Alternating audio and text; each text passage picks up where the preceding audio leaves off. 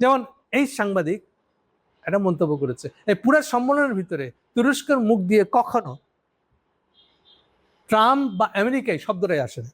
অদ্ভুতকাণ্ড। এটা তৈরি হচ্ছে ইরানের সাথে আমেরিকানদের যুদ্ধ চলতেছে তার প্রেক্ষিতে। কেন? ওখানে লিখছে, এই রিপোর্টার লিখতেছে ওই পুরো সেন্টিমেন্টটাই বানানো হয়েছে, যে কারণে তুরস্কের পররাষ্ট্রমন্ত্রী যে বক্তৃতা দিচ্ছে ওখানে, সেই বক্তৃতার সার কথা ছিল এই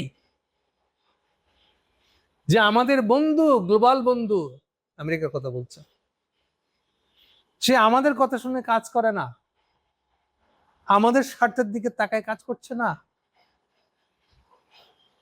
আমরা সাথে ফিরে চলার চেষ্টা করতেছি আর সে আমাদের পাত্তা দেয় না। এখান থেকে, ক্ষোভ থেকে।